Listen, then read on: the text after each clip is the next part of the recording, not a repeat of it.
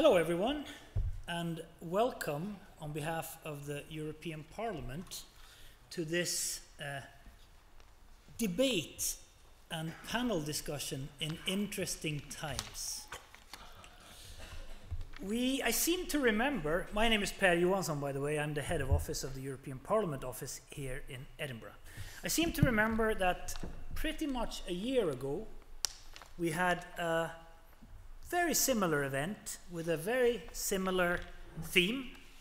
So let's see whether in Mark II much has changed and much has happened.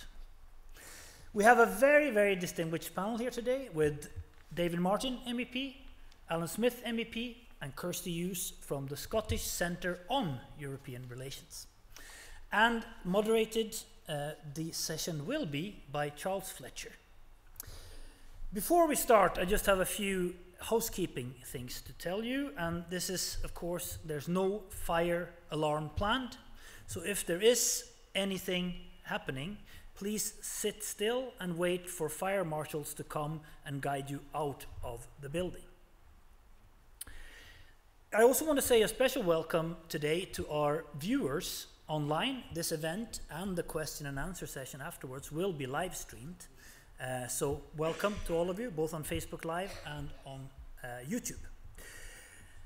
We of course also want you to engage in discussion in this event. So we have a couple of hashtags on social media that we want to plug for you. Number one is hashtag EP on Brexit. And the second one is connected to an initiative that the European Parliament has started in the run-up to the European elections in 2019. The end of May. Most of you, I suspect, who are UK citizens are not foreseen to be able to vote in these elections. But if you're an EU citizen living in the UK, you might be able to. So I would like to direct you to a community that is starting to build, which is called thistimeimvoting.eu. It's a website where you can sign up to get information and to help build this community with your friends, neighbors, EU national acquaintances and networks. So please do that, and please be in touch with us for anything that has to do with this. I would also, before I hand you over to Charles Fletcher, like to plug another event that we're going to have in about a month's time on the 23rd of November. This is an event on women in politics and especially Scottish female MEPs. And it's an event that's got Catherine Styler and Elspeth Atwall on the panel. And this will be happening on the 23rd of November in the French consulate. But we will be communicating on all the usual channels about this and promoting the event. But you're more than welcome to come along to that as well. But without further ado, I hand you over to your moderator, Charles Fletcher. Thank you, Per. A very good afternoon to you and welcome to Edinburgh. I'm Charles Fletcher, and over the next 90 minutes or so, we'll be posing the question: the European Parliament, Brexit and Scotland, where do we stand? We'll get underway with thoughts from our panellists, David Martin, Alyn Smith and Dr. Kirsty Hughes in a moment. But before then, like Per, may I welcome viewers who are joining us online on Facebook Live and also YouTube. It's very good to have your company here as well. Don't worry, of course, if you are watching this online or you're here and unable to watch it online, because it's going to be saved. We will be available forever. And I'm sure the first thing you'll do when you go home is call it up and look at it again and again and make it a favourite place. Do like us as well, please. Well, here in Edinburgh, I'll be encouraging your questions. There's no trick to the routine in this. It's very simple, very straightforward. Catch my eye, and we'll send a microphone your way. Now, there is something I'm going to ask of you. Please, when you are about to do a question, which I'm expecting quite a few, please do wait for the microphone to come to you. Otherwise, we won't hear you. So when you're selected, microphone will come, and then I'd be awfully grateful if you would give us your name and then launch straight into your question. Wherever you are, you can also take part in the debate by using the hashtag #EPOnBrexit. So you could do that sitting here, or you could do that wherever you're watching us online. You might also want to follow the European Parliament in Scotland via the Twitter handle, which is @EP_Edinburgh. And so to begin with Scotland's longest serving MEP and the second longest serving in the entire European Parliament, please welcome David Martin.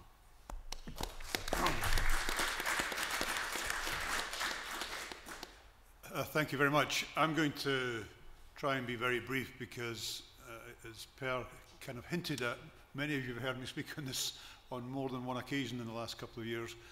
And so I want to just try and focus on what I think is new rather than things I've said in the past, and then leave plenty of time for discussion. But just before doing that, Alyn and I were both in Strasbourg this week for the European Parliament session, and it's been a trend, so it's not a sudden earthquake, but it struck me just looking at the votes and the behaviour in the Parliament this week of how extreme some of our anti-Europeans are suddenly becoming in a European context. Firstly, we had Saeed Kamal, who actually I've always found a very decent guy, actually, a leader of the Conservative Party, attacking the leader of the German Socialists as being a Nazi. Not the sort of language designed to build allies and alliances, but that was kind of one line in a speech, but it indicated other things happening that week. We voted on Saudi Arabia. Now, we all know that Saudi Arabia has been conducting a vicious war in the Yemen, where not only are children being killed as collateral damage, but are actually being targeted in that war. And of course, we've had the killing of the obscene killing of the journalist in the embassy in Ankara, and many other events. Yet, even after all of that, even given all the evidence being presented, many of our Conservative colleagues and nearly all our UKIP colleagues voted against taking any sanctions or any action against Saudi Arabia. And then just one last illustration on a policy matter on plastics. Again, through Sky News and other organisations, we've had non-stop information about the damage that plastics are doing to our environment. We had a European Commission proposal, a European Parliament response to that proposal, positive response to that proposal, voted in the Parliament. It was passed by something like 6 to 1, something like 500 odd to 80, I can't remember the precise votes. But a large percentage of that 80 were British. And you just wonder where we're going in terms of our politics and our situation as a nation. And that brings me to the subject of today.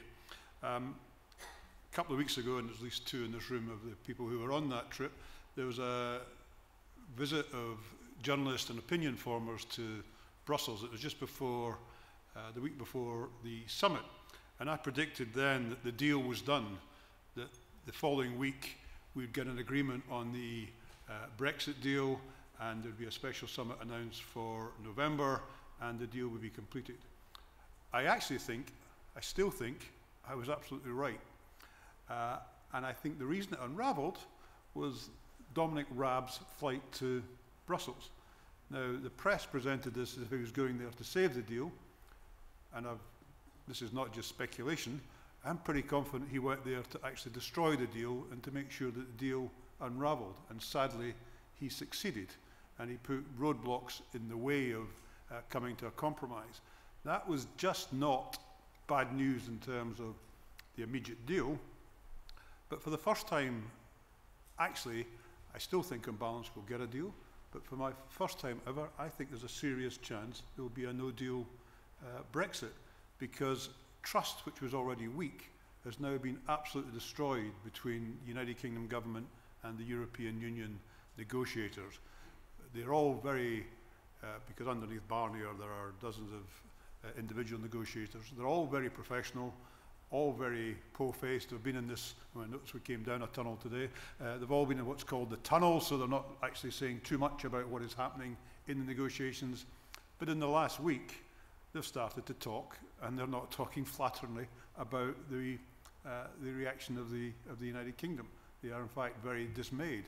And Barnier himself was, as he does most Parliament sessions wisely, floats around the not literally, but wanders around the canteen of the European Parliament, and you get a chance to have the odd word with him. And he's quite a bullish character, and for the first time, and maybe I just caught him at a bad moment, but for the first time ever I felt he was quite deflated and not actually being very optimistic. And his job, of course, is to be optimistic that we're going to get an outcome. So I think we are more than just at a watershed here. I think we are at a real crisis point, and the way the UK conducts itself in the next few weeks is going to be absolutely vital in terms of any chance of getting an agreement. And when you read some of the comments by senior, I'm not talking about the Rees-Moggs et al., who we expected from, but we hear some of the comments from senior Conservatives in the last couple of days. The mood music is not changing, and so we are approaching a crisis. When I say I think there was a deal, again, as most people in this room know, there are in essence two deals to be done. There is the withdrawal agreement, which will lead to the withdrawal treaty, and that's the part I think was done. Barney is still saying it's 95% done. The difficult part was, of course, as again everybody knows, was Northern Ireland, and that was linked to what is called the future framework, which will not be something voted on in the House of Commons in the sense of a legislative package, but will be voted on the Commons, but we voted as a political declaration about where we are going in the future together, but it won't have any legal binding. And that is where the crux really came last week, because Theresa May, through her negotiators, had indicated that we would remain either with no border with Northern Ireland, an arrangement we made to ensure there's no border with Northern Ireland, or that the whole of UK would stay in a customs union, or the transition period would be extended. And because I'm not in the room, I don't know which of these options were actually the one that was on the table, but there was a deal that until the political agreement came into force, there would be no change to the Northern Ireland situation. And that is the bit that apparently RAB found unacceptable, and why the deal started to unravel, because he saw that as not time limited. The EU, on the other hand, could not accept the fact that when RABS said it will be more or less a gentleman's agreement, that this will be dealt with in a political agreement, but no time extension, the EU couldn't accept that because it's not politically, not legally binding. So we ended up in this impasse, and we are where we are today. The last thing I want to talk about, because I know my two colleagues are going to do more of some of the detail here, is just the area that I do most of my work in, which is trade. And I just want to mention a little bit about that, because again, the Brexiteers' great cry was always, well, if there is a no deal, if nothing else happens, we've got the WTO to fall back on. And briefly, two bits about the WTO. Firstly, and I thought this would be, even I thought this could be agreed, there was going to be an agreement, or we thought there was going to be an agreement, that when Britain left, that until we had arranged our own trade relations with third countries, we would be able to what's called cut and paste the EU agreements, and we would just continue to apply the EU agreements to the United Kingdom.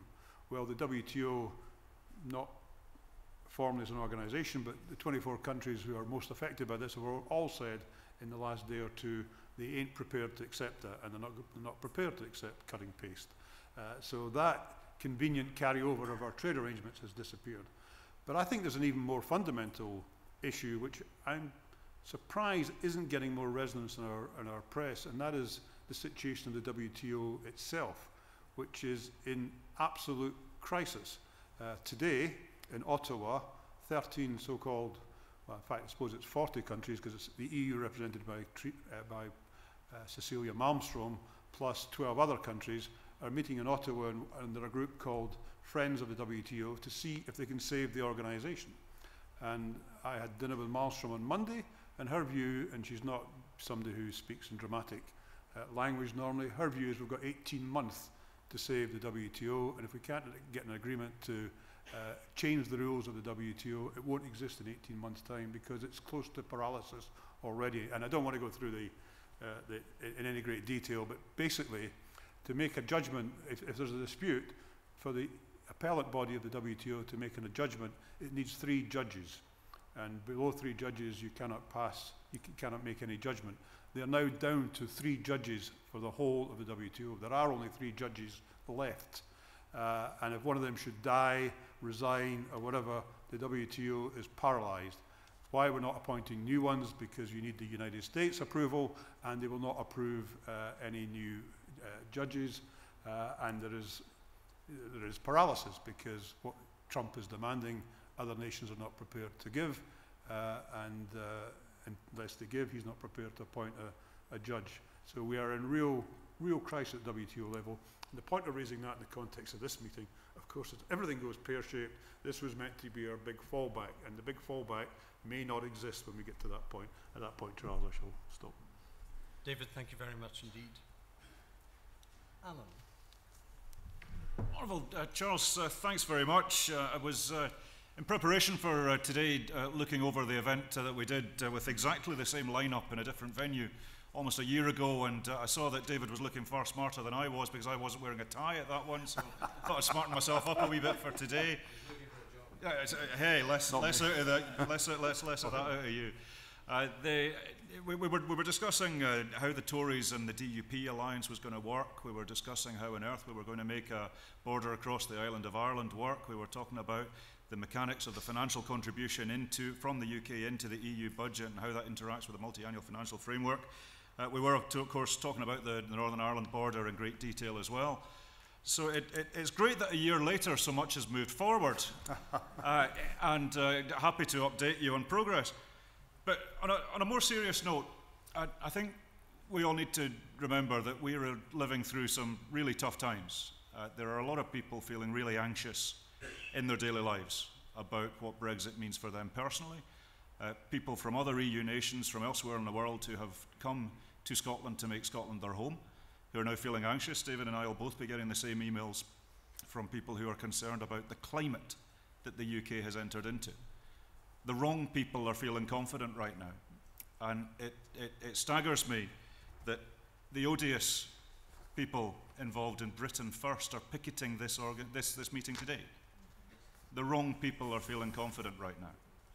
And it's all the more important that those of us who can work together, from all politics and none, from all points of the political spectrum, do work together, because we've got a common challenge. And we have seen throughout history that progress is not inevitable, progress is not linear, things are capable of reversal. And there is an organised campaign within our islands and within our politics that is trying to roll back on things that we thought had been won. Equalities, feminism, equalities for people from, regardless of where they've came or whatever else attributes they have. There are people who are trying to roll that back. And they're trying to use Brexit as that pretext to do that. So we've got a real challenge with this stuff. And in terms of my presentation today, I don't propose to do too much in terms of background, but I think leave more time for questions and comments, because I think that's more interesting. But it is that the European question is going to dominate discourse in these islands for the foreseeable future. The European question was absolutely integral to the SNP's and others' independence proposition in 2014. As things change, that will evolve. There's a lot of people considering where our best future lies and what our best future is going to be, and a lot of people haven't made up their minds yet, frankly myself included, because there are so many moving parts to all of this. We are not in charge of this process. Scotland voted clearly to remain within the European Union across every single counting area that we have. And people talk about the democratic deficit within the EU. Well, there's a pretty significant democratic deficit within the UK. And despite our clearly expressed democratic desire to remain within our European family, we are being told, back of the bus, shut up and let us get on with it. I think that's outrageous. And I think that's a poor situation for a modern democracy to be in. I don't think it serves England better than it serves us, but Scotland does have other choices in this. And the main driver to all of this is that the clock is ticking. This is a time-limited process that we're in. Mrs. May triggering Article 50 when she did will go down as one of the most ruinously reckless, irresponsible acts of any Prime Minister in these islands' history. It was entirely self-inflicted. It was entirely for the selfish motivational needs within our own party. It was not about the national interest, however we define it. It was about the interests of her position within her party, that she started a time-limited process with no clear idea, I suspect herself, never mind across her cabinet or her party, about what she wants to get out of it. So you don't go into a negotiation, I'm a lawyer to trade myself, you don't go into a negotiation not knowing what you want. How can you possibly get a good result? So where there could have been a couple of years of a royal commission, there could have been a couple of years of consultation, there could have been a time-limited discussion period, a national debate, a national conversation that could have reached a consensus, she chose not to. So if ever at any of your weaker moments you've been feeling sympathy for Mrs. May over the last wee while, really don't. She did this. She chose this. She stood for the Conservative Party's leadership on the basis of Brexit means Brexit. Well, there's an intellectual exercise if ever there was one. It's been an exercise in papering over the cracks from start to finish, and we're now approaching the end game where those cracks can't be papered over anymore. And when the crash comes, it's going to be vicious. And we all need to be ready to focus on what's good and what unites us, because there's plenty of people are trying to split us apart. So the question, David's alluded to it, is deal or no deal. The Noel Edmonds question, which is facing us all. Is it going to be deal or no deal, as if it was some sort of easy choice between the two? Well, first let's look at what deal actually means. Under Article 50, the deal that is obsessing so many people is only about the exit provisions for the UK. It is not about the future relationship. Now, this is one of the things I find most intellectually offensive about the whole Brexit process. In the independence referendum in Scotland, we had a 650-page prospectus. We put forward a manifesto that said, this is what we want to do. This is our proposition for change. Now, the future is not set, but to the extent that we could, we did our best efforts to put as much details in front of the people of Scotland as possible. And some people were persuaded, some people weren't, and that's democracy. But in this one, there was the absolute opposite of that. Brexit was anything you want it to be. So the deal is only on the exit provisions, nothing about what the future is, even after we've left. And bear in mind the significance of that. Once we're out, it's not a question of waltzing back in a few months later, as some are trying to kid themselves. Once we're out, the UK loses their financial rebate, loses the opt-outs on Justice and Home Affairs, loses the opt-outs on Schengen, membership of the Euro. Yes, there would be a fair hearing on a re-application to join, or an application to rejoin, but it wouldn't be on the same terms. It would be a negotiation from scratch, tabula rasa. And I don't think there is sufficient political maturity in the UK system to deal with that debate. I think there might be in Scotland, but I don't think there is in the UK. So out means out. I'm quoting Elmar Brok, the German CDU MEP who is Mrs. Merkel's Brexit right-hand man. Out means out. And I don't see a quick way back. So as of March the 29th, as a real indicative point, it's 11 p.m. on March the 29th next year. It's midnight Brussels time. It's not even midnight our time. There's where the power in this lies. So we'll have a strange fantasy hour where we're out but in other parts of Europe. It's gruesome. But at 11 o'clock on March the 29th, the UK exits. And the only things that will perhaps be clear by that point in the event of a deal is the financial provisions on settling our debts and our obligations, the citizens' rights in terms of Brits across the EU and EU nationals here, and hopefully the position on Northern Ireland. And we will enter into a transition period whereby EU law continues and rolls forward. So the pound won't crash immediately, business won't leave immediately, everyone will have certainty until the next cliff edge, which is when the transition stops. So we'll have jumped off the cliff and we'll see ourselves heading to the rocks, and hopefully we'll have time to knit a parachute, but we're not sure. And we'll have no way back. So deal versus no deal is an utterly false premise, an utterly false choice, an intellectually dishonest argument which is being put to the MPs in the House of Commons and the rest of us as an utterly false choice. And it didn't need to be like this, and it's hugely frustrating. The future political declaration, or the declaration on the future relationship, and forgive me, the lawyer in me is looking at this, it's a meaningless text. We'll agonise over it, but it will have no legal effect. It will not be justiciable. It'll be annexed to the withdrawal agreement, and I'll have lots of warm words and sympathy, and I suspect will be all things to all people, and it'll be Brexit means Brexit, and we'll keep talking. So my concern is not no deal, I'll come on to that. My concern increasingly is that there will be something called a deal, there will be something called a withdrawal agreement, and on the EU27 side, they'll hold their nose and paper over the glaring deficiencies of it, but then deal with us as a third country continuing the negotiations. And from the UK side, that we'll just pretend Brexit has been a success and John Redwood retires to the speaking circuit and calls it a success, and when it all goes wrong, they will be nowhere to be seen, as David Davis now is. David Davis, I don't know if you've heard of the International Speakers Bureau. They're an organisation that organises the after-dinner speakers to go and speak to these dreadful meetings about whatever it is, where they get vast amounts of money to do what they're doing. His details were on their website within 24 hours of his resignation as Secretary of State. That's the mark of the people we're dealing with. They're charlatans, spivs, and confidence tricksters. It's staggering that they have been remotely in charge, but the strategy is to get it over the line in March, call it a success and walk away, and then it'll be somebody else's problem. I've heard one of the Tories even this week quipping that it'll hopefully be Labour's problem to sort out, and then they'll waltz back in once it's been fixed. We're dealing with people who are viewing this as if it's a great big parlour game and it's ripping larks, and the rest of us are just grunts watching on. It's really not good enough. So my concern is that the deal will not have a lot of detail in it. It'll be a blind Brexit. So we won't have any further clarity about what the future is going to be. We will be out in transition, but with no idea of what we are transitioning towards. I think that's a poor show for any modern democracy. The prospect of no deal, and I never realized so many years ago when I was doing my master's on the fall of the Soviet Union and Yugoslavia that, it would be so relevant to my future career. A no deal is unconscionable. A no deal is not an option for any serious set of people. EU law does not somehow continue. It stops. It ceases to apply. It ceases to have effect. And if a plane flying from continental EU to our airspace doesn't have sufficient legal certainty for its insurance policies, it's not going to fly. If we don't know that the food that is being imported into the UK, which is a massive element of how we actually feed ourselves, is not sufficiently safe, it won't come. No deal, I believe, is not a serious prospect. I think the grown-ups in the room on the EU side would step in and impose a transition period even while the talks continue. I don't think that no deal is a long-term sustainable answer for anybody.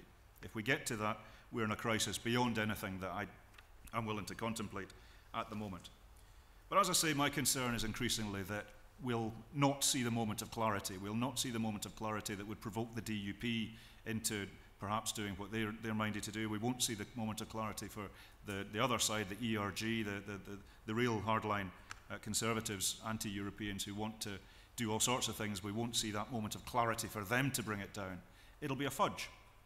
And it'll be a fudge that'll get it over the line, and each side will see what they want to see in it, and then they'll trash it afterwards. So from our perspective, we've got two main points of influence on this. We've got the European Parliament, which will need to sign off any withdrawal agreement. We are already agitating within the European Parliament to put colleagues on notice that if we nod through a fudge, we're actually setting the tone of how the UK's relationship with the EU is going to go. Brexit is not going to stop on the 29th of March. Brexit is somehow not something we're going to get past. We're going to be doing Brexit for the next 10, 15 years. And if we nod through a fudge now, we will remove a number of the levers that we have to make it better, but we won't actually make the clarity come to the fore. So in terms of what we need to do, I think all roads point to an extension of Article 50. This deal is not ready. For a variety of reasons, this deal is not cooked. So any scenario that keeps us in, be that another referendum on the terms of the deal, be that a renegotiation extension period, be that a meaningful vote on the House of Commons, or indeed a rejection of the deal fudge by the House of Commons, the fact that Article 50 is time limited really does focus the pressure on this. So there's a number of us within the European Parliament are starting to push colleagues to start to think about the extension of the Article 50 period. Now, it's not an elegant solution. It's not our proposition. It's not the UK government's proposition either.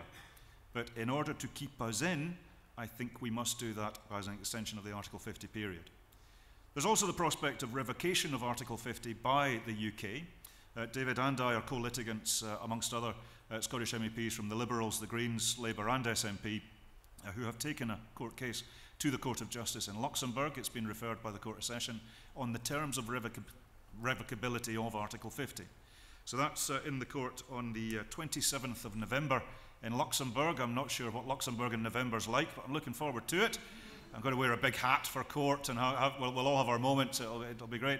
But the ECJ should give us a cast iron, absolutely clear terms of this is how you revoke Article 50, which we hope will come at a point where it will strengthen the domestic political discussion again, however you define domestic, that will hopefully strengthen the forces within the House of Commons, House of Lords and elsewhere that are going to put to the people of these islands that we can change our mind. We can do this a different way.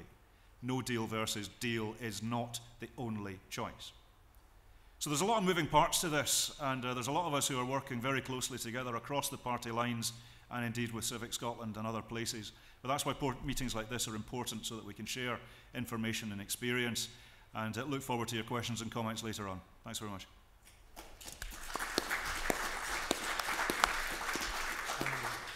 Alyn, thank you very much. Yes, we will be coming to you for questions, so stay ready for that. First of all, Kirsty, please. Thanks very much, and thanks very much to Per and his colleagues at the European Parliament office here for organising this event. It's great to be back a year later, even if in such gloomy circumstances. I think, as David and Alyn have said, we're facing very difficult circumstances. We're facing very serious uncertainty. We don't know where this is going.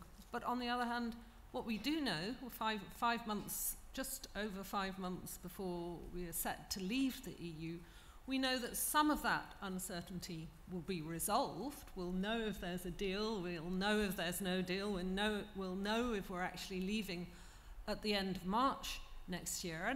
And that doesn't mean we'll suddenly be in Theresa May's sunlit uplands. We won't at all. We'll be facing new sorts of uncertainty, and as Alyn has just said, not least of what sort of future relationship we might negotiate. So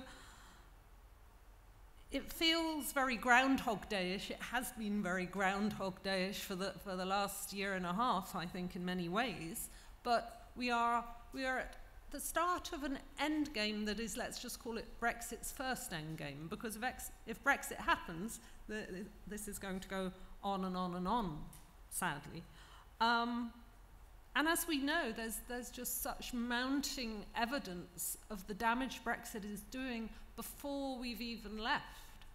And that comes a lot from the uncertainty, but also from the fact that in some way, assuming it happens, our status is going to change. So earlier this week, we had the CBI report one of its results of surveys of its members, some of the biggest companies in the UK, telling us that 80%, 4 out of 5 of those firms have cancelled or delayed investment decisions because of Brexit. Huge, huge number. I was just looking at the news on my phone on the way here, and there was a Financial Times report. The Royal Bank of Scotland announced the preparations it's making for Brexit, the set-aside provisions it's making. It immediately lost $1 billion off its share valuation. We've seen the British Chambers of Commerce, who deal with smaller firms, did a survey of their members recently in Scotland. 67% of firms have not done risk analysis and planning for Brexit, and that's not to criticise them. It's the costs and the time and the difficulty. How do you plan when there are so many different scenarios and such lack of information? And when, in terms of no-deal planning, when you've got just ludicrous statements coming from the UK government. The flotillas of boats this week was the latest extraordinary idea, that if there's long customs checks at Calais, that they're somehow going to miraculously find a lot of appropriate boats to rent and bring in our food, medicines, and in one report I read car parts to different ports around the UK. I mean, this is clearly nonsense, but we can't say for sure we're not heading, as David said. You know, I take that very seriously. I think, too, that there's more likely to be a deal than no deal, but the fact that we can't rule out no deal altogether, given how damaging it will be, is quite extraordinary. And I wanted to just read a sentence from a couple of the government's 100 no-deal technical notices, where it advises companies and organisations how to think about no deal. One is on the crucial and complex topic of data protection. you know, all sorts of rules about that and how you protect confidentiality and on what basis you transfer data between organisations. What the government says, if there's a no deal, is that companies and other organisations should consider assisting their EU partners in identifying a legal basis for transfer of data. And then I mean, that's not very helpful, really, is it? It then says, well, in most cases, that should just be standard contractual clauses. In other words, go figure it out. And then we have provision of services and professionals with, you know, all the different range of qualifications. Well, the government says it's going to be a bit tough. There won't be any system of reciprocal recognition. And my second quote, it says, individuals with UK qualifications seeking recognition in the European Economic Area should check host state national policies. And that's it. I mean, this is stunning, isn't it? I mean, what are they doing even issuing these notices? It's to pretend they're doing something. And then on top of that, you saw at the Brexit committee in the House of Commons earlier this week, 2 Tory MPs berating Northern Ireland businesses for not preparing adequately. So this is, you know, our politics is clearly in an extraordinary state. In terms of sort of deal or no deal, I've been in touch with people pretty close to the talks from different angles recently and this week. I've heard some people say there may be a deal in November still. It's not very long to the 18th, 19th of November, and it would have to have been done you know, a week or 10 days before that, really. It could be in December. The EU summit is on the 14th and 15th of December, and yet some still think it might even come at the last minute, and that really would be the last minute in January. What is going to determine that? I think at the end of the day, we can sit here and we can talk about Northern Ireland backstops and whether that backstop could be replaced instead by a customs union backstop, and whether there's some wriggle room so May can pretend it's a temporary backstop when it will be an indefinite backstop if it's to get through the EU. But in the end, if there's a deal, and I think Theresa May wants a deal, but how on earth is she going to get it through Cabinet and the House of Commons? It's going to depend, the timing, on when May decides is the best time to cut and run. You know, when can she put maximum pressure on her MPs and on the House of Commons to vote through that deal? And initially it seemed that she was looking at November to have a vote very rapidly within, say, 2 weeks afterwards at the start of December. A December deal looks more awkward for her. It gives people lots of time to organise over the Christmas break and decide their strategies. And perhaps in that case she might go for a cut and run in January. Trying to think on the more positive side, can we still stop Brexit? Can we change our minds? I think we absolutely can change our minds, or for those of us who will remain, continue to argue that other people should be allowed to change their minds. And we know the opinion polls for the last year and a bit have shown almost entirely a majority, albeit slim now, for Remain. And I think there's been a big change. We were saying what's changed since we all were on a panel last year. I think one of the big changes in the last 3 to 4 months is that the chance of a second vote, a people's vote, a second EU referendum, whatever you want to call it, has gone up quite significantly. It's being taken much more seriously in political circles, in media circles. I was on the demonstration last Saturday. I think in London, one of the great results of that it's now also being taken more seriously in the rest of the EU. That doesn't mean it's a shoo-in. It's not. I don't think it's the most likely outcome, but I think it can happen. But if you start to think about how it can happen, I just think the route to stopping this, or perhaps to at least delaying it and extending Article 50, is through any deal being rejected first in the House of Commons. Because then out of that will be a deepening political crisis, but there will also be a chance then for either a people's vote and or a general election. Whether a general election would solve anything is another question. And that's why some of, again, the discussion this week about the Conservative government trying to manoeuvre to make the meaningful vote on any deal not amendable. It needs to be amendable, or there needs to be some way for a vote in the House of Commons to have a people's vote. I think just, I don't want to speak for much longer because I think it's time we had questions, but I'm very interested in what's happening in Scotland in terms of public opinion, and the People's Vote campaign did a big survey in August of opinion in Scotland, and overall the Scottish public are now 2/3 in favour of Remain, so it's gone up a bit compared to 2016. Unlike the rest of the UK, well, like the rest of the UK, younger people are more pro-EU than older people, but unlike the rest of the UK, across all age groups, this big poll found Remain is in the majority. And it's also true that this cuts across the divide around independence. You see Libs, Labour, Greens, SNP, all those voters and supporters of those parties support Remain. I think the lowest is Labour at 73%, SNP is at 82%, and the Green voters are 91% Remain. And also you see the same sort of majorities for having a public vote, for having a people's vote. So there's a very strong cross-party consensus here, except for the Conservatives. It's shifting in the rest of the UK, certainly in Northern Ireland, who voted, as you know, 54%. Polls suggest much, much stronger support now for Remain.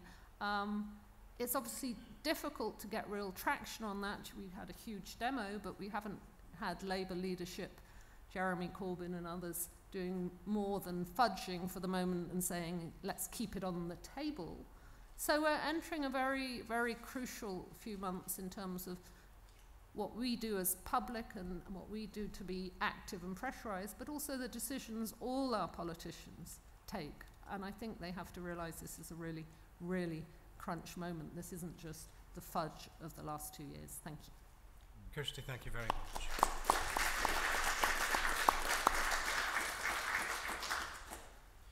Now, we will be coming to you for questions in a moment, but I think it's worth recapping on some of the comments from the panel and going in order from David, first of all. When David and Alyn were in Strasbourg this week, feeling and hearing and seeing, feeling the trend from anti-Europeans becoming more extreme, even more extreme. David also tells us that he has a belief on good grounding that Dominic Raab did not go to Brussels to save the deal. He went in instead to destroy it. We're told that trust has been destroyed. That's trust coming from European Union towards United Kingdom. And you were very surprised to see Michel Barnier somewhat deflated in the tea room.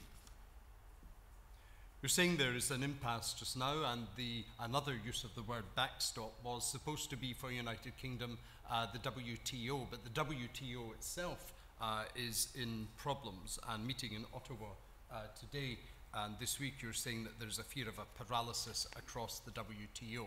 So that escape route is something that is a premise that's causing difficulties as well.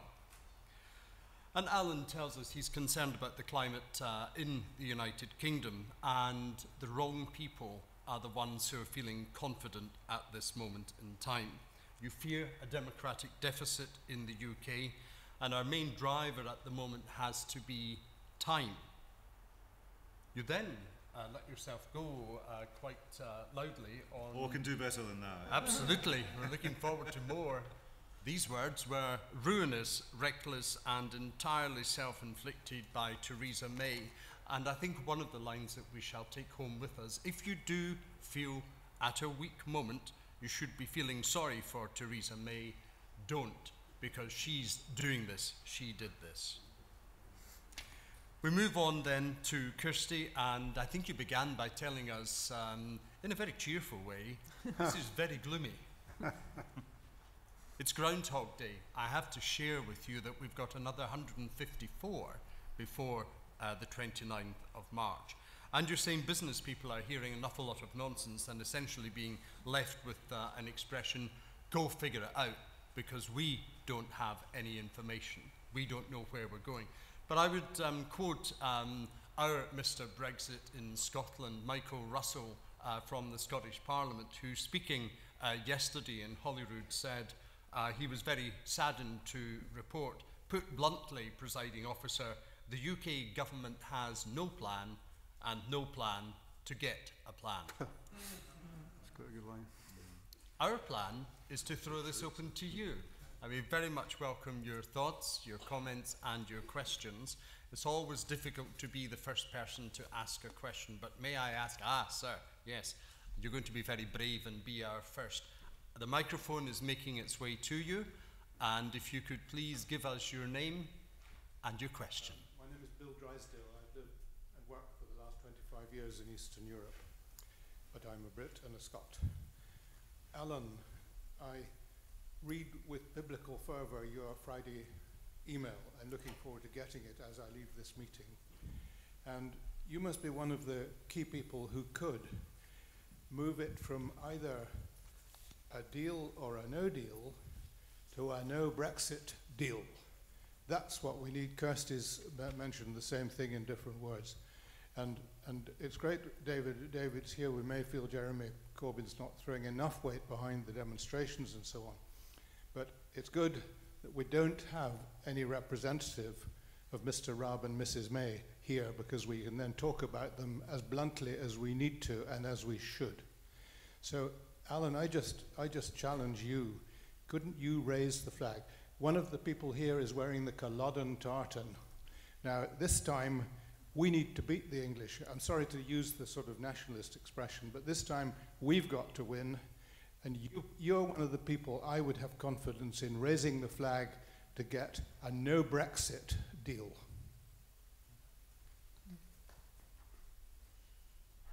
Care to respond to your challenge? Sure. I didn't realise we'd go to DEFCON Culloden so quickly. There we are. Building houses on Culloden. Well, yeah. I think there is a prospect of reversing this whole business. That's what's keeping me going. My instruction from the people of Scotland, that's my terms of reference, that's my worldview, is that we voted to remain. In 2014, we also voted to remain with the UK. So there's a constitutional reality which I need to operate in, because I don't get to deal with the world as I want it. I need to deal with the world as it is.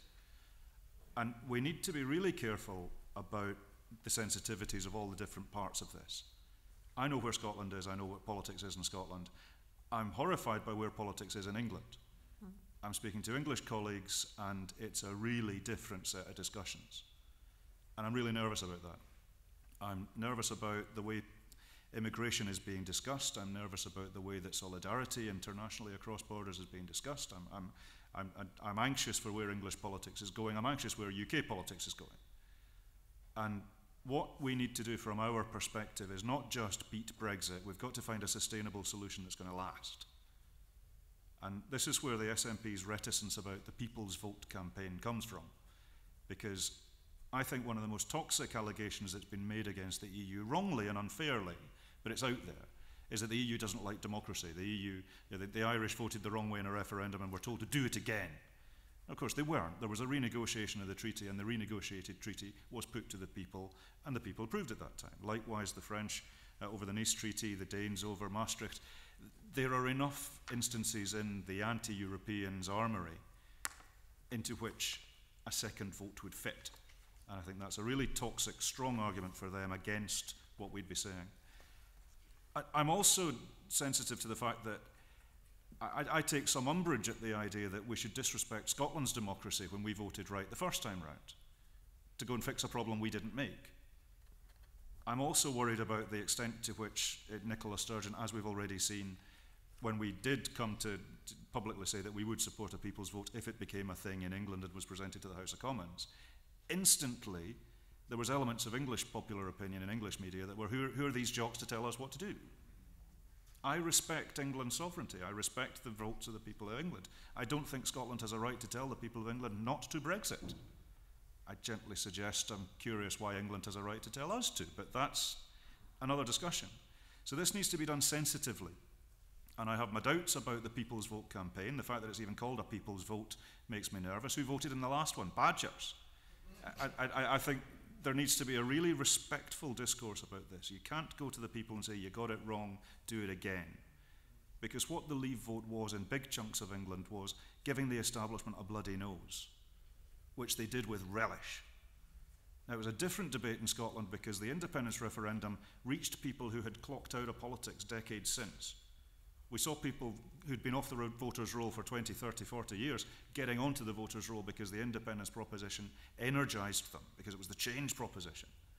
We've got proportional representation in Scotland, so votes matter in a way that they don't under the first-past-the-post system, which remains the dominant system in England. So there's a big chunk of English popular opinion that felt that their vote for the first time ever mattered in the EU referendum. And they grabbed at the opportunity to give the establishment a bloody nose. If they're then feeling that the establishment is turning around and belittling that vote, then democracy doesn't matter, and hiya, they're out there. Britain First is picketing this meeting in this city. What do you think they're doing in Huddersfield or Teesside or wherever else? We need to be really careful about this.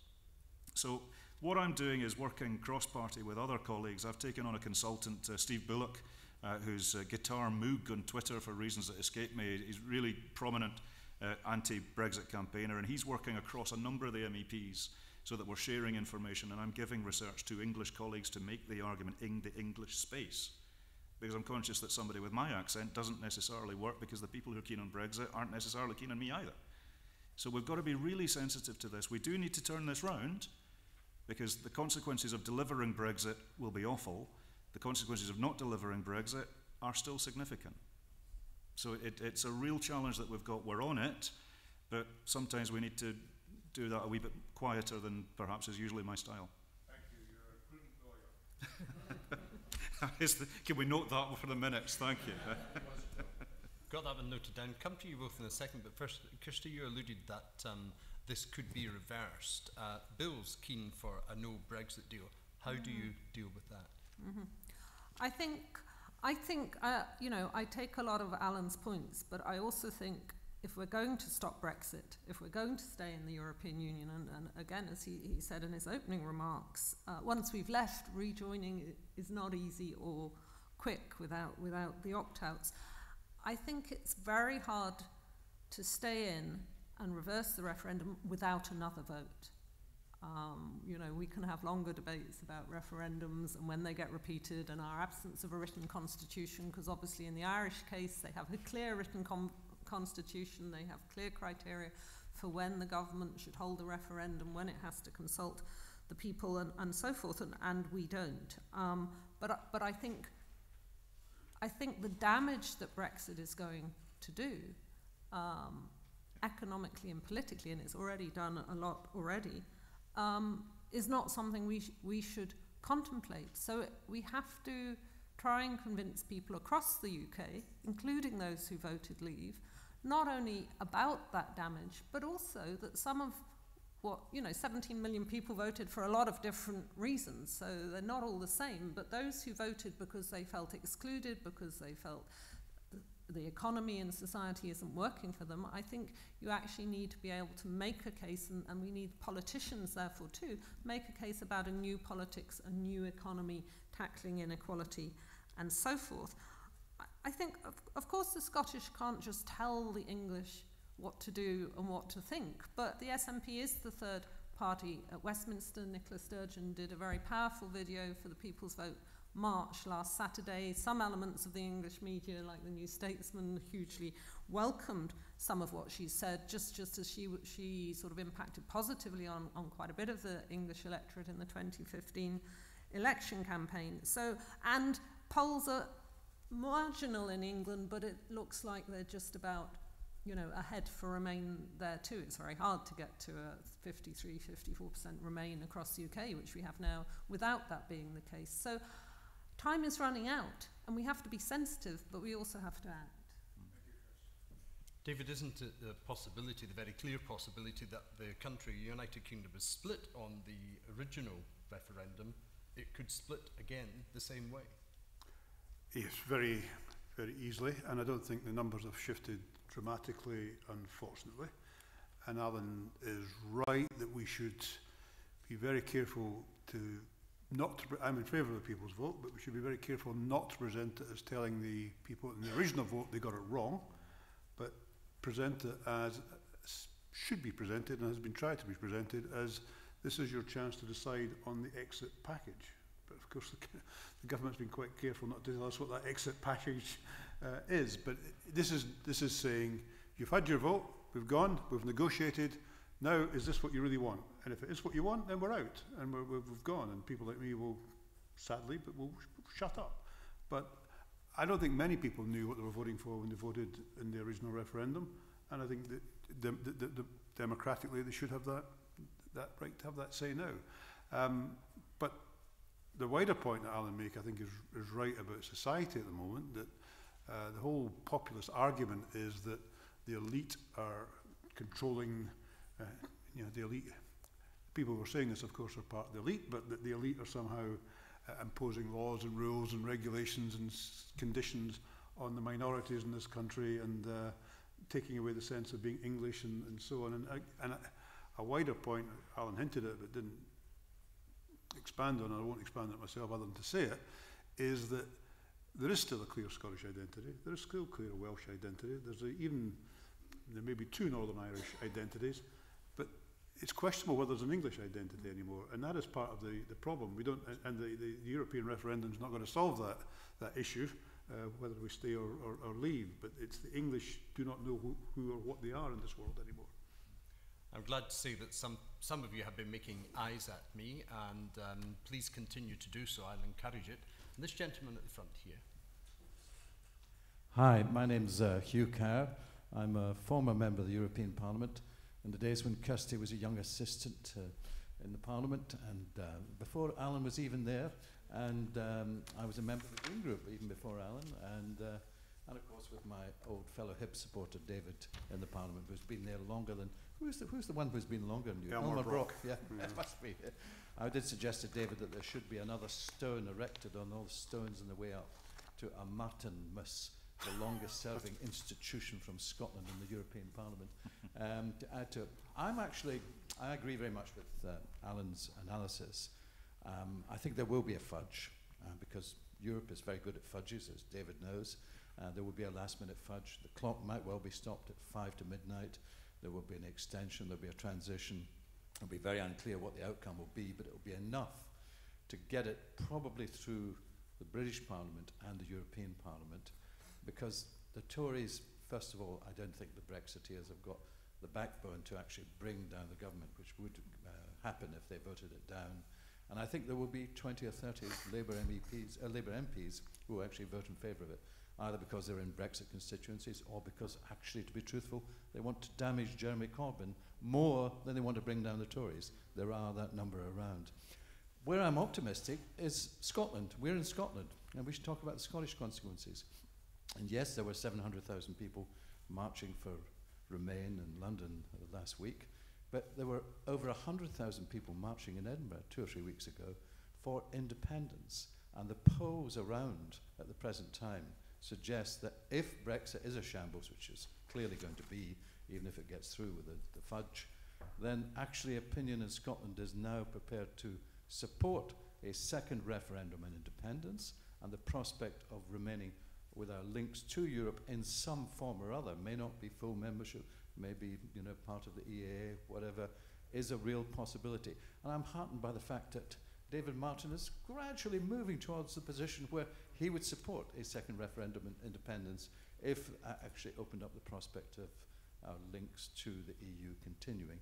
And we should mention, of course, that Billy Connolly, the big one, is coming out in favour of it as well, because you remember he said that we pretended Parliament, and when we set up the Scottish Parliament, well, he's now saying, actually, in this situation, maybe it is time we looked again at the question of independence. So don't be pessimistic, be optimistic for Scotland.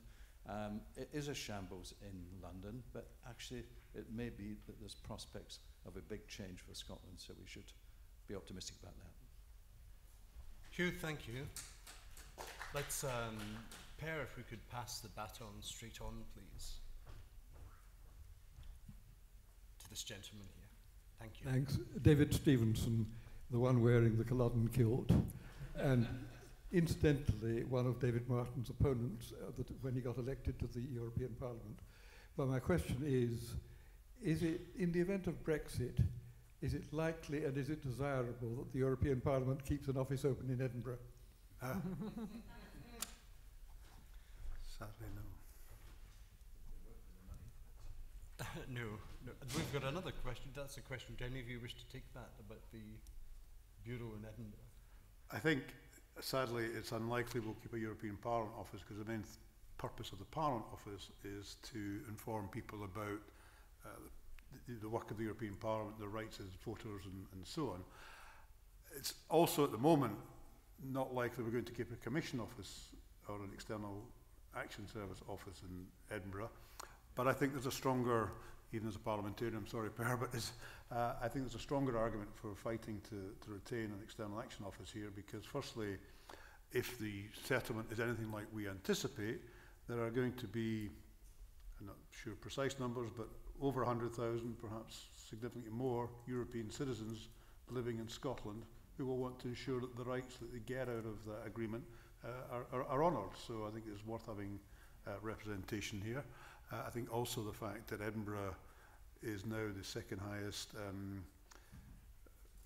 situation for diplomats and for embassies and consuls and so on means there's a reason for the External Action Service to keep that network open here. So I think there's a strong argument to keep some form of European representation here.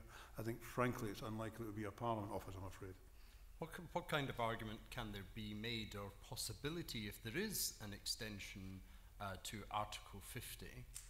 What implication will that have for us voting in the next European Parliament elections in May? No.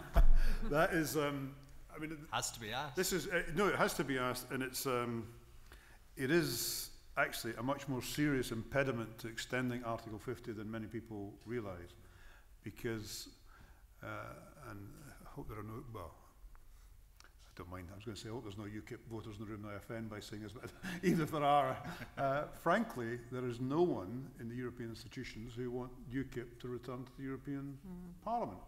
And therefore, they do not want us to have European elections. And if we said we wanted to extend Article 50 for 2 years, the consequence of that is we'd have to have European elections and we'd have UKIP representation. Or some mechanism could be carried out to allow the existing MEPs to continue, but that creates the same problem.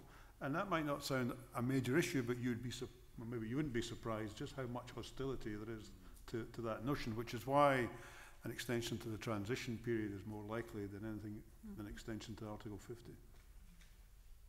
Okay, let's go back to the floor, please, and we have a question. Are we going to answer Hughes' question? Hughes' comments?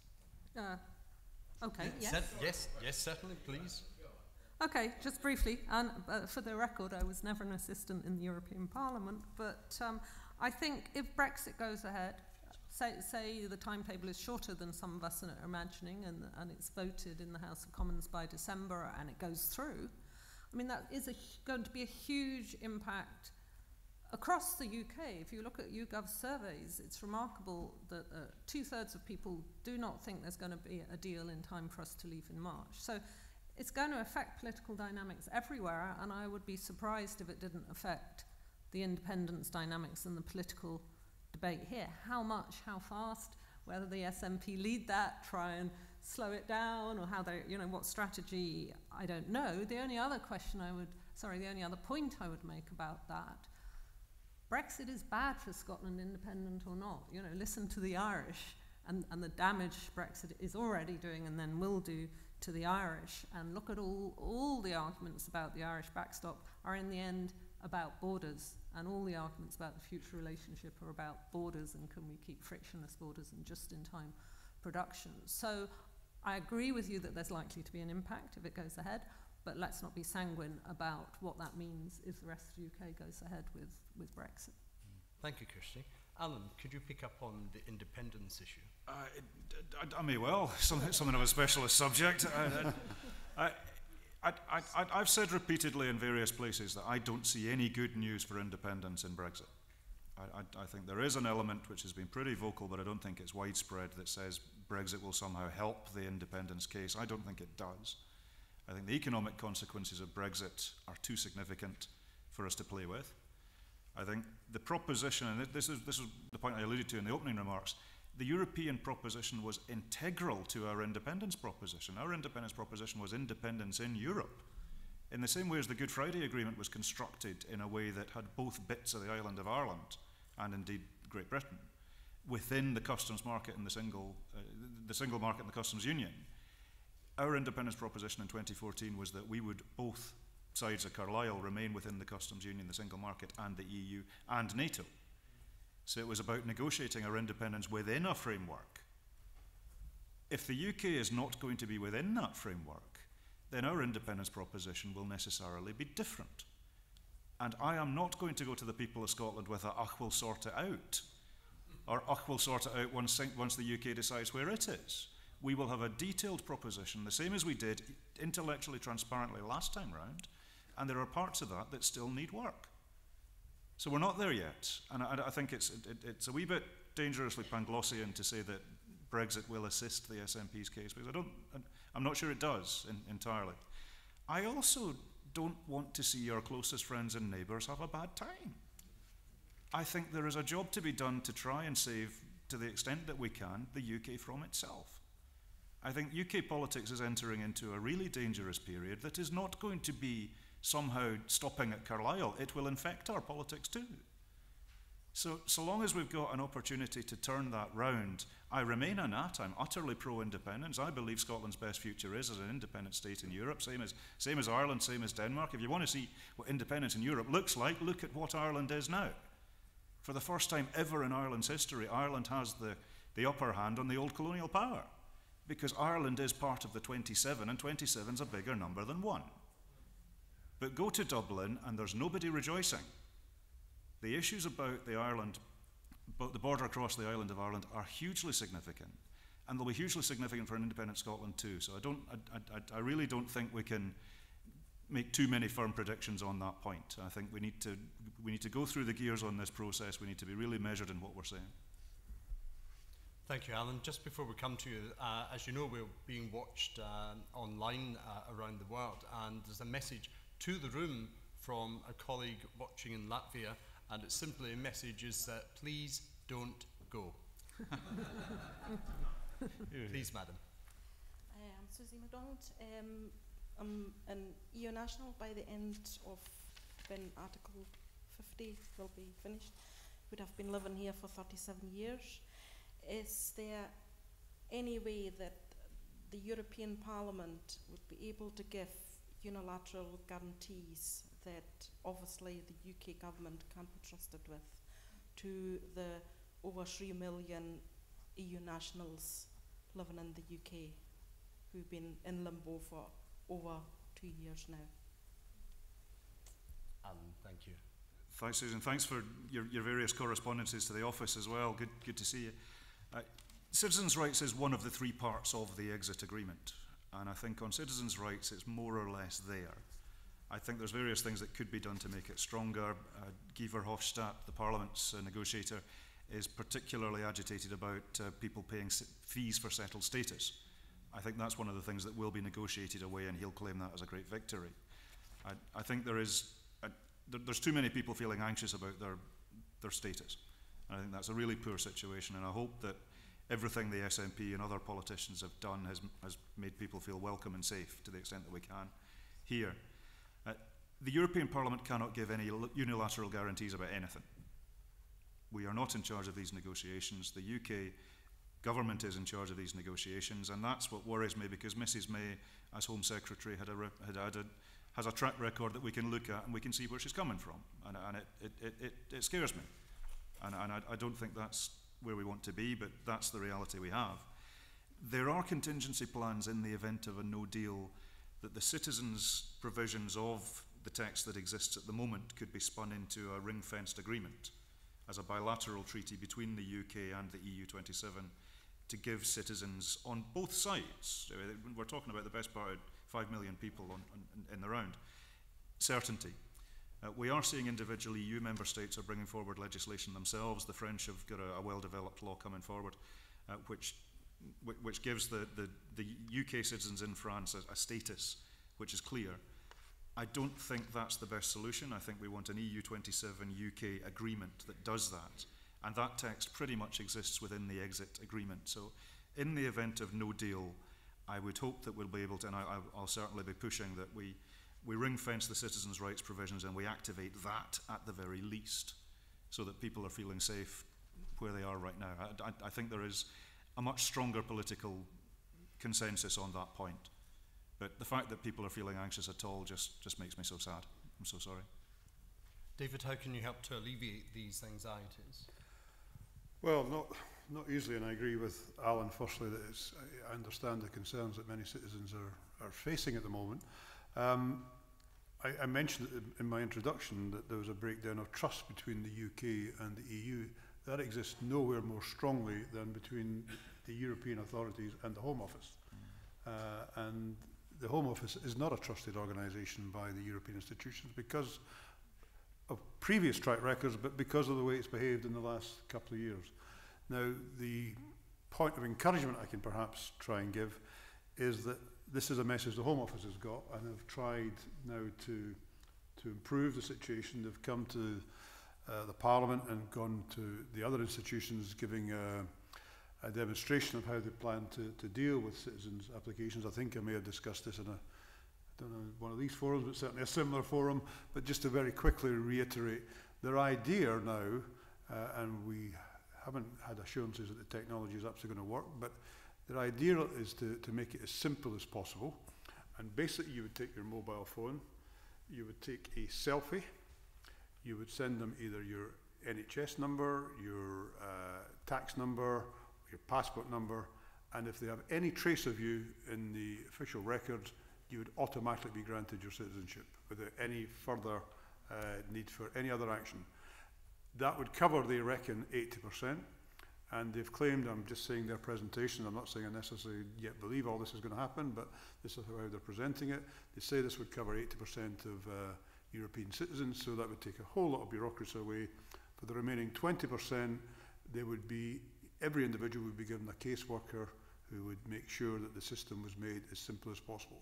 This is their attempt to pull back trust. Whether it will work or not, we don't know. Guy Verhofstadt has bought into this idea, and the only thing he's objected about it is the point that Alyn made, is we're still going to charge 70 quid or something, I think it was, for this very simple process. So that's the only thing that he's now criticising. So if they put that technology in place, someone like yourself should find it very easy to establish your right to remain here. There is another issue on the continent, very briefly though, which is, I don't think there'll be any serious problem for British citizens living in France, British citizens living in Germany, Greece or elsewhere. What they will lose though, and what we haven't yet resolved, is at the moment, because we are European citizens, if you're a British citizen living in France, you can go across to Portugal, you can go to Greece, you can go anywhere else in Europe, and that right is not being guaranteed, even though you'll be given your right to remain in the country you're resident in. You won't necessarily have the free movement that we have at the present time. That's another issue that we're trying to tackle. Susan, thank you very much indeed for that. There's a microphone making its way towards the back of the room. As you know, we're encouraging debate and participation not only here, but in the ether, in the digital world. And there's a tweet in from John Boyd Brent, who says, surely Scottish independence is less likely to go smoothly out with the EU, for example, a hard border with England. And he says we should do everything to stay in the EU first, Indie Ref later. Let's go to the back of the floor. Thank you. You agree? I'm not sure I do, actually, but as I said, there's a lot of moving parts to this, and I think it's too early to draw too many firm conclusions. Sadly, that's not much of a politician's answer, but it's the only honest one I can give you. Thank you. My name is Bill Roger. I'm a member of the European Movement in Scotland. There's been a lot of focus on the hard deal. Understandably, it makes much better news story, much more colourful. Like Alyn, my concern is that we end up with some kind of fairly rubbish, messy compromise deal, which is squeezed through the House of Commons and essentially takes the UK's position from one of we still have a few not very good cards to play, to having absolutely none because we're being treated as a third country, but we're still in a negotiation position on the key things which really lie in the future longer term deal. So I see that as being the great danger of throwing away the very little that we have left. When that comes to the House of Commons and our democratic representatives have an opportunity to pore over it, will they get such an opportunity, firstly, and secondly, will they have both the capability and the motivation to scrutinise it carefully and come to a rational conclusion on the basis of what is right for the country? There's no secret, of course, there's the two extremes. One would be the Northern Ireland border, where you might lose a 12 DUP very easily, and the other one is the question of vassal status going the other way, where you easily lose the Tory right. But that balance, it seems to me, is much more finely balanced than Hugh Kerr's maybe suggesting. I'd like to hear from the panel as to how that might play out. Can I also, while I have the microphone, just push back a little bit on David Martin's suggestion that the reason why it's another round of UK participation in EU elections might be a problem. One of the reasons why we ended up with so many right-wing MEPs is presumably to do with the low participation rate in European elections. I would have thought the next time round there might be a much higher level of engagement. And is it not actually a challenge to the EU, which espouses democratic credentials, to pick this up as an opportunity to demonstrate them? David, do you wish to pick up on that first, please? Yeah, firstly on the latter point, don't get me wrong, I wasn't arguing that is a case, is a reason for not having other elections, although I actually think UKIP would do very well in these elections because they would play on the card that the people's desires had not been delivered on and so on. So I think they would do quite well.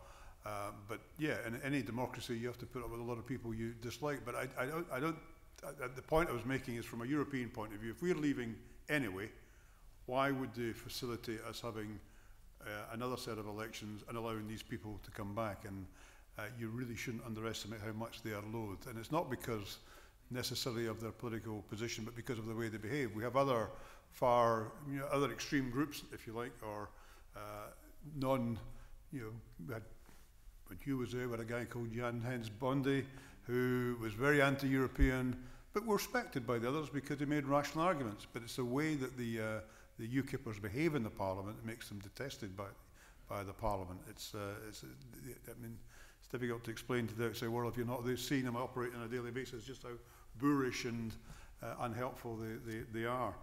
In terms of the House of Commons position, it's a pity Mark's gone, but I'm no expert in the House of Commons situation. But my understanding is if the Prime Minister, and this is just from briefings we've had, so if I get any of this wrong, the briefings are wrong. The Prime Minister has to, by the 21st of January, decide whether there's a deal or no deal. That is the final date. And if she hasn't got a deal by the 21st of January, she has to go to the House of Commons and say there is no deal agreed. And the House of Commons then has 14 days and will have 3 options in front of it. Do nothing, in which case we'll leave on the 29th of March without any agreement. Request an extension to Article 50, which would be best, or withdraw Article 50 altogether. At that point, if you get to the 21st of March, 21st of January, and there is no deal, that's the only 3 options on the table. What is more likely to happen, though, is a deal will be delivered to the House of Commons, and Kirsty's timetable is extremely tight, because again, if the briefings I've got are accurate, the bills that's already gone through to pave the way for the withdrawal bill itself says the House has to have 21 days between receiving the withdrawal agreement and actually voting on it. 21 working days, so it's not just 21 sitting days, so it's not just 21 days, which means they have to get it pretty early on in December at the very, very latest and sit till Christmas or something to actually achieve it. Kirsty, can you take that? Yes, I mean, I think in terms of the European Parliament elections, if Article 50 is extended, first of all, of course, remember that Article 50 needs unanimity of the European Council to extend it. It's ironic in a way, given that actually agreeing the deal only needs a super qualified majority. And if the EU 27 were inclined, and the UK, to extend, the question also has to be for how long, you know, and for what. It's not for this sort of chaotic non-negotiation and divisions in the Tory cabinet to consider. So if it was for an election, possibly, or if it was for a people's vote, or the idea is around out there, it's one I hope we don't get to for various reasons, or if there's a national unity government that tries to go back and negotiate a softer Brexit, all of those things would need a bit more time. But if the EU extended and gave 3 or 4 months or 6 months, obviously you still face the European Parliament election challenge. I don't know if Alyn and David can enlighten us further. I think there has been a little bit of work done by some people scoping this out. Do we have to have elections in May? Could we have them later? Could we double hat MPs? You know, is there some way around it?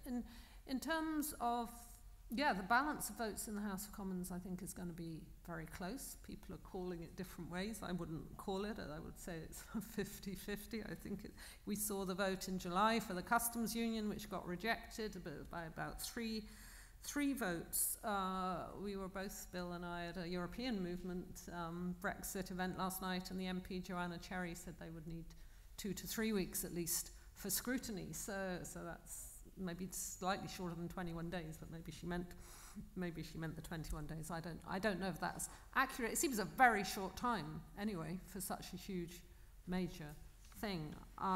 So we're going to have very little time left, even if the deal is passed, to then get through the EU withdrawal agreement bill, if I've got its name right, or to decide what to do if it's not passed. So it's all part of the reckless way this Brexit process has actually been dealt with, that we're doing it in such a short time scale at the end. And one last point there, I mentioned the CBI survey earlier, and they've said about 17% of firms that they survey have made irrevocable decisions to cope with either no deal or the fact of Brexit. But by Christmas, that goes up to about very roughly 80% of firms. So we are far, far later on any of this than we should be. We have several questions on the floor, but before we go back onto the floor, we'll come first to David and then Alyn. Just very briefly, just because I found the appropriate note. Partly it's Section 20 of the Constitutional Reform and Governance Act 2010, which requires a treaty to be laid before Parliament for 21 sitting days. Okay. So it has to be 21 sitting days. And in terms, just very, very briefly, in terms of the European election option, I think the problem if we have European elections now is we require a treaty change no matter what we do, because we've already changed the numbers for the number of MEPs to take the Brits out and give other member states. That may not require a treaty, but that would need an amendment to that decision, or for that decision not to come into force. But if we want to stay, not to initiate Article 50, but to stay, then two options are, not to have elections, but to stay. The two options are to extend the mandate of existing MEPs, which would require a treaty change. If there's no Brexit deal, how do you get that treaty change? Or to allow MPs and Lords to sit in the European Parliament pro rata. And I believe if the worst comes to the worst, that's actually what is the majority would like, because it cuts the UKIPers out. There is, of course, a famous, just very famous story, and I can't remember his real name anymore, but when somebody complained when we moved from direct elections to, from appointed to direct elections, one of the Germans got up and said, but we had Lord so-and-so here, Duke so-and-so, Count so-and-so, and he went on and on and on and said, and that was just one of them. and it was a true story. I was one with all. Just following on from David's point about the reallocation of the UK seats, they have indeed been provisionally allocated to, Ireland gets 2, Germany gets however many, but that's all contingent upon Brexit actually happening. That's true. So in terms of the legislation as it stands, if there was something to extend Article 50 or prolong the negotiating period, then we've still got the seats and we're still in. The question then is whether or not there's actually an obligation, given the wider circumstances, to hold an all-singing, all-dancing election, which, and I very much agree with David, I think there's all sorts of ways in which that could go, given the febrile times we live in. And I think UKIP would be the true party of leave. But then so might Jeremy Corbyn, and so might Mrs May, and you know, who's on the Remain side, who's on the Leave side? Would people vote on those lines? I think it's an open question. Yeah. Where we saw after the independence referendum in Scotland, there was a 45% chunk of the Scottish electorate funneled in behind my guys, and elected a Cicero, every one of them, to go down to Westminster and represent the SNP perspective. I don't think Leave and Remain is necessarily that big an agitator for that big amount of people within the English political side. And that's an open question, I don't know. But in terms of how that would work, I think, given that we would not necessarily be talking about at that point reversing Brexit, I think it's a time-limited mandate anyway, so I think a promulgation or prolongation of the existing mandate, and I've not gone into that too much because it looks like special pleading, but I think there's other ways that could be found to do that. In terms of the question about Westminster, this was my point about the moment of clarity at Westminster. My concern is that so long as there's a transition period into which the UK will enter, there's not enough people at Westminster will go to the barricades as if this was the last ditch, because they'll think that this all just continues, like Disney. But I don't think that's necessarily, there's going to be that argument. I think the political declaration annexed to the withdrawal agreement will be all things to all people. And so long as the transition does kick in, then enough people will be thinking, well, we'll save our firepower for the next big argument, the next argument, because we can win that during the transition, and then we'll somehow bodge it to get back in. I just don't think that's as strong a prospect as some people are thinking it is. I think we really are in the end game, and we really do need to extend Article 50 if we want to remain. And that's not an easy option, and there's all sorts of other wrinkles to that, of course, but I think that's the brass tacks of where we are. Thanks, Alyn. You said to us at the very beginning that time was going to be not our friend, and it isn't our friend. We're running out of time. We have 3 questions. So if a microphone could go up the centre row, please, to the gentleman with the laptop, and we have a couple of other questions still to squeeze in. Thank you very much. I'm Andrew Olmston. I just wondered if there's more to say about Brexit's impact on the future role and powers of the Scottish Parliament, a year on from when you last met. And also, where is the influence of the Scottish Parliament most important concerning Brexit?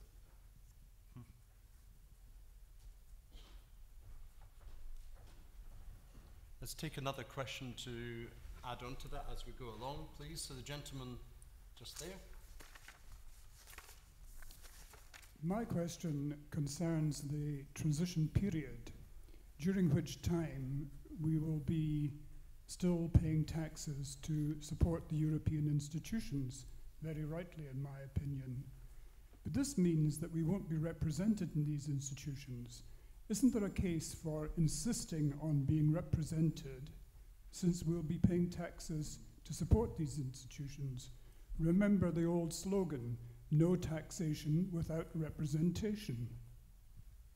Thank you both very much. We'll take those both together. Alyn?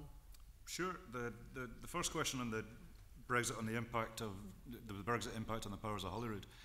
We're seeing this in Northern Ireland, we're seeing it in Wales. Brexit is being used as a pretext to comprehensively turn the devolution settlements on their head, to comprehensively undermine the Good Friday Agreement. The Brexiters talk about the will of the people.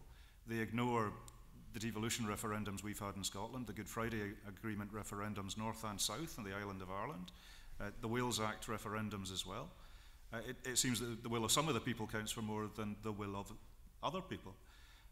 We are, as an SNP government, we are open to the prospect of, we accept that if the UK is looking to accede to the WTO, having 4 agricultural subsidy regimes across one state is an added set of stuff to deal with. So we accept that there might be a need for a framework to pool. We're open to that. We are absolutely implacably opposed to the idea that that will just, every single power will be taken back, and then maybe 8 years later we'll see that returned. So we think that the constitutional settlement is being wholly disrespected by people who call themselves unionists. We are not seeing much respect. We are not seeing much family nations stuff. On the point about no taxation without representation, I fully agree. As does a number of UKIP MEPs as well, I have to say. They're really, really keen on maintaining their positions during the transition. But this is a voluntary arrangement that the UK is willing to enter into. And they've traded the representation for the stability. Now, this is my point about there's elements of the Conservative Party, there's elements around the Conservative Party that just want to get us over the line and then they'll trash it. I don't think that the transition will be remotely durable over the period that is being worked on. I think the withdrawal agreement, if it is a fudge, won't last long. I think that will set the tone of the negotiations over the future relationship, and I'm not sure that a transition will actually hold. So your point about no taxation without representation, absolutely correct, but that's what the UK government is willing to sign up to, and I don't think it'll last. We're on the last lap. Kirsty, please. Just very briefly, I think on the devolution settlement, Brexit has clearly weakened it enormously already, and I think that's likely to continue if Brexit goes ahead. If Brexit goes ahead, there will be a strong case for revisiting the whole constitutional settlement to try and make devolution stronger again and work in the new environment, but it's not what I'm expecting. And I think it was quite shocking in the last week or so to hear, I mean, he's now apparently denied that he threatened to resign, but we heard David Mundell, one day threatening to resign if there was a specific Northern Irish backstop, and then if the common fisheries policy wasn't part of the transition policy. You don't have to have homogeneity across a state. We've already got diversity. Diversity doesn't have to be threatening. Differentiation doesn't have to be threatening. So I think it's quite extraordinary to see both Davidson and Mundell make this a huge issue. Scotland, the Scottish government wanted a differentiated deal as a Scottish backstop, if you like, for Scotland to stay in the single market. But if there's a deal, that's not going to happen. There will be a backstop for Northern Ireland. The chances of Scotland getting a separate deal are minimal. Theresa May won't ask for it. The EU won't give it. And so the excuses that Mundell and Davidson have given for threatening May's ability to even get the backstop, which, to try and minimise the damage from Brexit, I think is quite extraordinary and is playing games both with Scotland's future and with Northern Ireland's future. Thank you. Finally, David.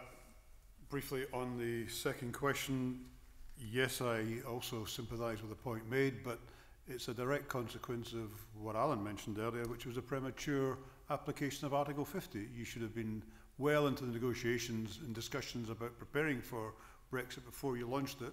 Because we launched Article 50 too soon, and 2 years is not enough time to make appropriate arrangements for leaving, the transitional period becomes necessary. And absolutely right, we become a rule taker, not a rule maker. And this is all this nonsense about taking back control, how you take back control when you become a pure rule taker. I really don't know.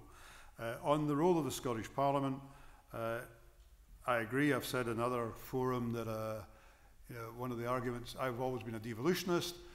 One of the arguments that people, not necessarily Alyn himself, but his party put against devolution was that a power devolved is a power retained. And sadly, through the Brexit process, there's a danger of that actually being proven. And I think for those of us who believe in devolution, this is an extremely worrying situation.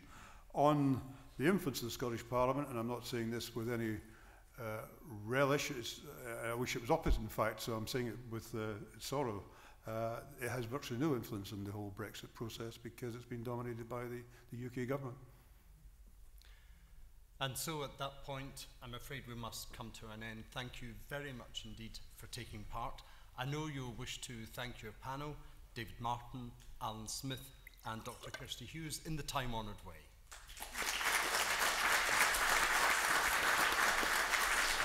Thank you. My thanks additionally to the European Parliament Head of Office in Scotland, Per Johansson, and his colleagues Julia and Daniel, who have helped make this happen today. Thank you, three of you, very much indeed. To our colleagues from Dynamic Earth for taking us worldwide, and to you, you know who you are, joining us online, and yes, that's a check for Transylvania. Thank you for tuning in. We have this for 6 lucky customers before you go. It's a very good read. If you don't get hold of this booklet, then you can always visit scotlandineurope.eu. I'm Charles Fletcher. Thank you very much for being here. Until we meet again, Fasca Ba.